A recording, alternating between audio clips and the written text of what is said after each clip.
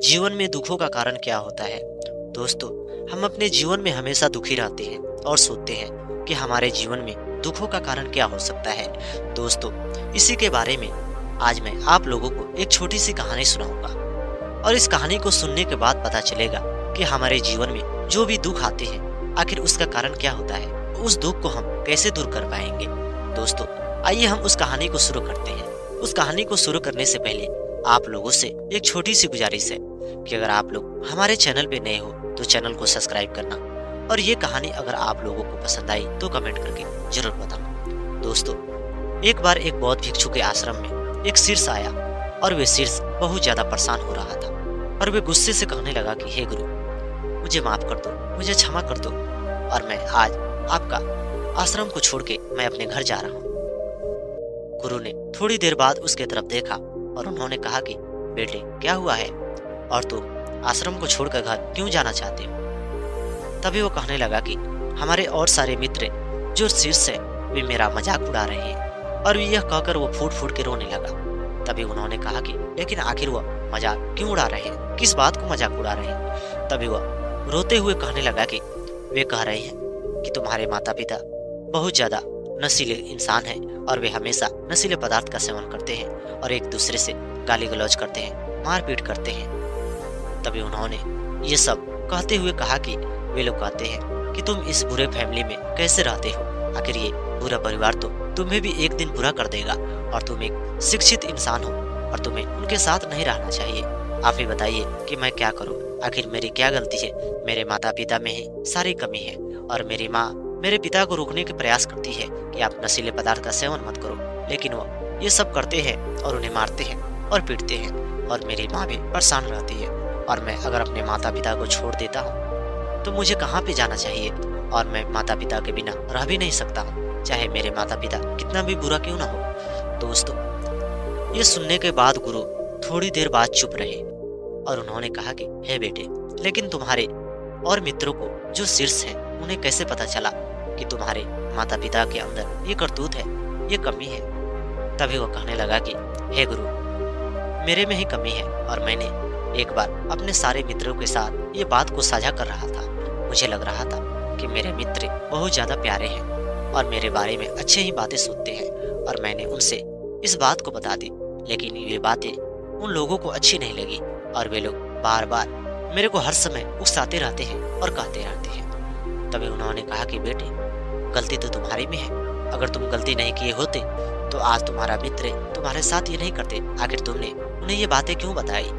तभी वो कहने लगा कि हे गुरु, मुझसे गलती हो गई है, आप ही बताइए कि मुझे क्या करना चाहिए। उन्होंने कहा कि ठीक है, अब तो जो होना था वे तो हो गया है, वे दोबारा वापस नहीं आ पाएगा, लेकिन मैं कोशिश करता हूँ कि तुम्हें कुछ समझाने का प्रयास करूंगा और तुम ये समझ जाते हो तो तुम्हें पता चलेगा कि कौन कौन सी चीजें हमें दूसरों से साझा नहीं करना चाहिए।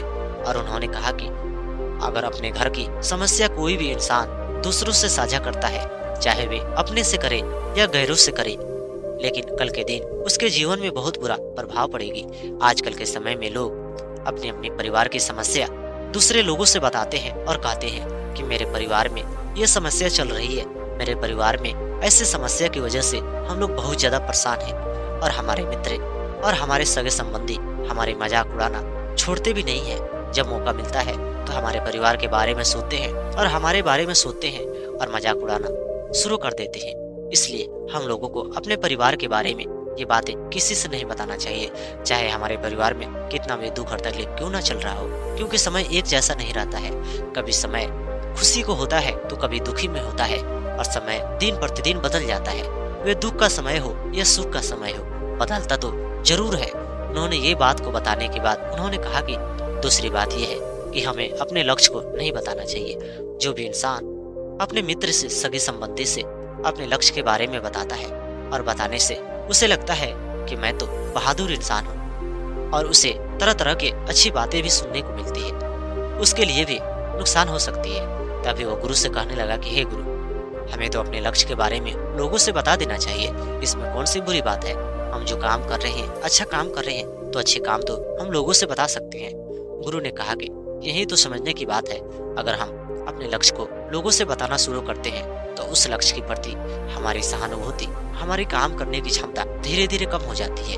हमें लगता है कि लोग तो हमारे बारे में अच्छा सोच रहे हैं, हमें कह रहे हैं कि ये तो सबसे ज्यादा बुद्धिमान है, लेकिन हम ज्यादा बुद्धिमान नहीं है, बल्कि हम सबसे ज्यादा मूर्ख है, जिसके चलते हम उन्हें बता चुके हैं। अगर हम बताते हैं तो दिन प्रतिदिन उस काम करने में हमारा मन धीरे धीरे कम लगना शुरू हो जाएगा और बाद में उस लक्ष्य को हम प्राप्त नहीं कर पाएंगे तो लोग हमारा मजाक उड़ाना शुरू कर देंगे। इसलिए हमें अपने लक्ष्य के बारे में भी नहीं बताना चाहिए। उन्होंने कहा कि एक और बात आपको ध्यान रखना चाहिए, चाहे आपके परिवार के लोग कैसी भी स्थिति में हो, गरीब में हो, अमीर में हो, नशीले पदार्थ का सेवन करते हो, हमेशा झगड़े लड़ाई भी किया करते हो, उनके बारे में भी अपने सगे और मित्रों से ये नहीं बताना चाहिए कि हमारा परिवार ऐसे है और मैं अपने परिवार में ऐसे बन के रहता हूँ। अगर ऐसे तुम करते हो और कहते हो कि मैं तो अपने परिवार में जो बातें कहता हूँ वे मेरे परिवार के लोग नहीं मानते हैं, तो तुम्हारा मजाक लोग उड़ाना शुरू कर देंगे और कहेंगे तो इसके घर में तो थोड़ी सी भी इज्जत नहीं है। अगर इसकी इज्जत नहीं है तो ये क्या दूसरों के सामने अपनी बात को रखेगा। इस तरह करते करते लोग आपको परेशान करना शुरू कर देंगे। आपको ऐसा नहीं करना चाहिए। गुरु ने उसे बहुत समझाए और उन्होंने तरह तरह के बात बताए और उन्होंने कहा कि अगर ये सब तुम करते हो तो तुम्हारे जीवन में जो दुख आएगा तुम दुखों का कारण खुद ही बन जाओगे और तुम्हारे जीवन में या किसी भी इंसान के जीवन में जो भी दुख आती है उस दुख में सबसे ज्यादा हिस्सेदारी उसी इंसान का होता है जिस इंसान के जीवन में सबसे ज्यादा दुख होती है। क्योंकि इंसान सोचता है कि हमारे जीवन में दुखों का कारण दूसरा कोई है, लेकिन जीवन में दुखों का कारण खुद ही होते हैं। दोस्तों, ये बात सुनने के बाद वह कहने लगा कि हे गुरु, तो मुझे क्या करना चाहिए। अब तो वे लोग बार बार उसे दोहरा रहे हैं और मेरा मजाक भी उड़ा रहे हैं। गुरु ने अपने पूरे शिष्यों के पास गए और उन्हें बैठाए और बैठाने के बाद उन्होंने एक छोटी सी बात कहना शुरू कर दिया और कहने लगे कि देखो, एक बार मैं एक रास्ते से गुजर रहा था। जब एक बार मैं उसी रास्ते से गुजर रहा था, वहाँ पे दो किसान आपस में झगड़े लड़ाई कर रहे थे। एक किसान का कहना था कि तू बहुत ज्यादा गरीब है और दूसरा किसान का कहना था कि नहीं, मैं ज्यादा गरीब नहीं हूँ, मैं अपने जीवन में सफल हूँ। दोनों किसान आपस में इसी बात को लेकर बहुत ज्यादा लड़ रहे थे और मैंने उन दोनों को समझाने की कोशिश की, लेकिन वह दोनों समझ नहीं रहे थे। बाद में जो किसान जो बहुत ज्यादा झगड़े किया करता था, उससे समझ में आई कि गुरु ने क्या कह रहे हैं और क्या नहीं कह रहे हैं। मैंने उनसे कहा कि देखो, गरीबी और अमीरी तो इंसान के अंदर मौजूद रहा करती है, लेकिन तुम लोग अगर अपने जीवन में गरीब हो तो मान जाओ कि मैं गरीब हूँ। अगर असफलता तुम्हें मिल रही है तो मान जाओ कि मुझे असफलता मिल रही है। लेकिन जिनके जीवन में पहले से अमीरी है, वे भी मानने के लिए तैयार नहीं है कि मेरे जीवन में अमीरी है। तभी वो कहता है कि हे गुरु, मैं तो पहले से ही अमीर हूँ, लेकिन ये कह रहा है कि तू गरीब है। आखिर बताओ कि मैं गरीब कैसे हो सकता हूँ। तभी वो जो किसान कह रहा था, उसने कहा कि हे गुरु, आप ही बताइए कि जो माता पिता की सेवा नहीं करता है, दूसरों को बुराई करता है, वे कैसा इंसान है। उसके जैसा गरीब इंसान तो कोई नहीं हो सकता है। तभी गुरु ने कहा कि बात तो सही है, जो इंसान हमेशा दूसरों को बुराई करता है और हमेशा दूसरों के बारे में ही ज्यादा सोचता है, वे इंसान तो सबसे ज्यादा घटिया इंसान हो सकता है और उससे ज्यादा गिरा हुआ इंसान और गरीब इंसान कोई नहीं हो सकता है। तभी उन्होंने कहा कि इसके अंदर सारी कमी ये मौजूद है। बात सुनने के बाद उन्होंने कहा कि देखो, तुम अपने जीवन में सफल तो हो गए हो, तुम्हें बहुत सारी धन संपत्ति मिल गई है, लेकिन अगर तुम दूसरे की बुराई करते हो, अगर तुम इसके परिवार की बुराई करते हो, तो तुम जान जाओ कि तुम अभी अपने जीवन में सफलता को हासिल नहीं किए हो। सफलता हासिल उसी इंसान की होती है जो इंसान अपने जीवन में अपने बारे में सोचता है, किसी के बारे में बुराई नहीं करता है।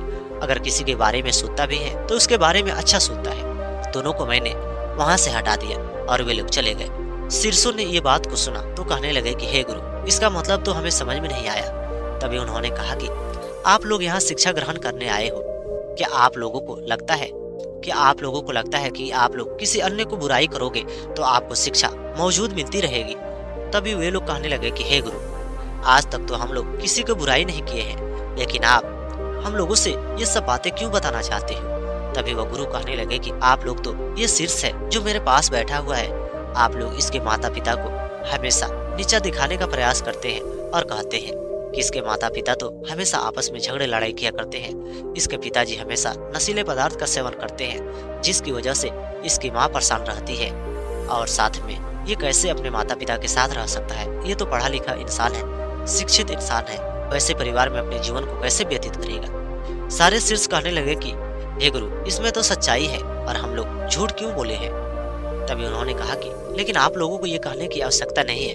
अगर आप लोग शिक्षा ग्रहण करने आए हो तो आप लोग शिक्षा पर ध्यान दीजिए और फालतू के बातों पे ध्यान मत दीजिए।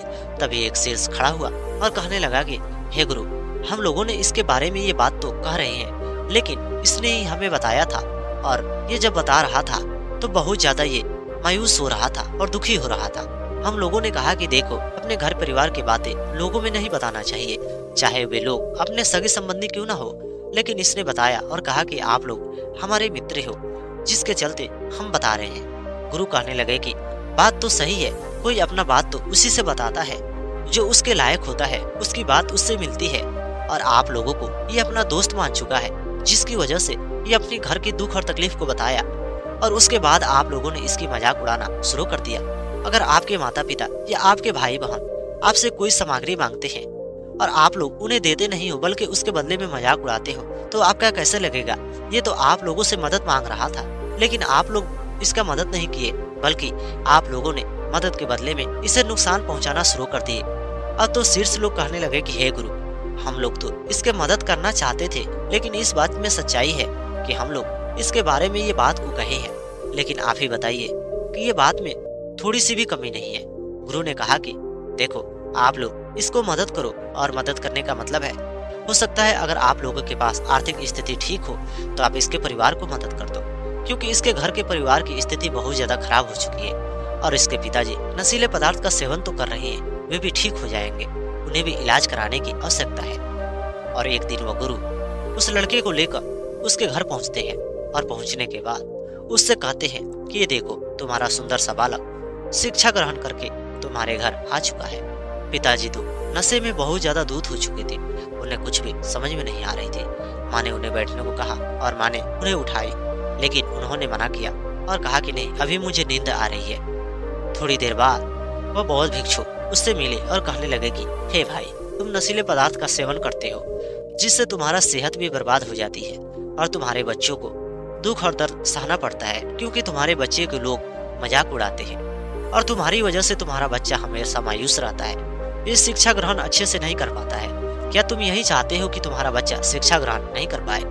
तभी उसने कहा कि हे गुरु, आखिर मेरे में क्या कमी है, मैंने तो अपने बच्चों को शिक्षा ग्रहण करने के लिए आपके पास तो भेज चुका हूँ, लेकिन मेरा बच्चा अब शिक्षा ग्रहण नहीं कर रहा है, तो उसमें कमी होना चाहिए।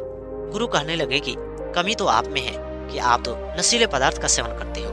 अगर आप नशीले पदार्थ का सेवन करना बंद कर दो तो लोग इसे ताना नहीं मारेंगे, इसका मजाक नहीं उड़ाएंगे और ये बेचारा अपने जीवन में हमेशा हंसी खुशी के साथ रहेगा। तभी वह कहने लगे कि ठीक है, अगर ऐसी बात है तो मैं आज से ही नशीले पदार्थ का सेवन करना छोड़ देता। दोस्तों, वे व्यक्ति धीरे धीरे नशीले पदार्थ का सेवन करना धीरे धीरे बंद कर चुके थे और एक समय आया कि वह नशीले पदार्थ का सेवन करना बंद कर दिए। अब तो सारे शीर्ष भी ये बात वे खुद ही से जानते थे कि अब उसका पिता नशीले पदार्थ का सेवन नहीं करते थे। सारे शीर्षों ने उससे माफी मांगी और कहने लगे कि हे भाई, मुझे माफ कर दे, मुझसे गलती हो गई थी और हम लोगों ने तेरे बारे में तरह तरह की बात कही और हम लोग कितने नीचे इंसान थे और हम लोग गिरा हुआ इंसान थे और हम लोग शिक्षा भी ग्रहण कर रहे थे, उसके बावजूद भी हम लोग तेरे बारे में चुगली करना शुरू कर दिए थे। और जो भी शीर्ष चुगली करना शुरू करता है वे आगे नहीं बढ़ पाता है। गुरु ने जब ये बात को देखा उन्हें बहुत ज्यादा खुशी हुई और गुरु ने कहा कि हे बेटे, इन्हें माफ कर दो। और वे बेचारा उन्हें माफ कर देता है और कहता है कि कोई बात नहीं, आप लोग भी मुझे माफ कर दो। उस दिन से वे सारे एक साथ रहने लगे। धीरे धीरे समय बीतता चला गया और एक समय आया कि सारे शीर्ष जहाँ भी गए अपने जीवन में कामयाब हो गए। तो दोस्तों, हम अपने जीवन में हमेशा दुखी रहते हैं और सोचते हैं कि हमारे जीवन का दुखों का कारण क्या हो सकता है। तो दोस्तों, हमारे जीवन में जो भी दुख होता है ज्यादातर हमारी वजह से दुख होता है, क्योंकि हमारे दुखों का कारण हम ही लोग हो जाते हैं। हम अपने मुंह से खुद ऐसे ही अपने घर परिवार के बारे में कुछ बातें कह देते हैं जो बातें हमें नहीं कहना चाहिए। बाद में उसी बातों को लेकर लोग हमारा मजाक उड़ाते हैं और कुछ ऐसी बातें होती है जो अपनों तक सीमित रखना चाहिए। अगर वह अपने से दूर करते हैं तो हमारे लिए नुकसान हो सकता है। तो दोस्तों, उम्मीद करता हूँ कि आप लोगों को ये कहानी पसंद आई होगी। अगर ये कहानी आप लोगों को पसंद आई होगी तो कमेंट करके जरूर बताना और हमारे चैनल पे नए हो तो चैनल को भी सब्सक्राइब करना।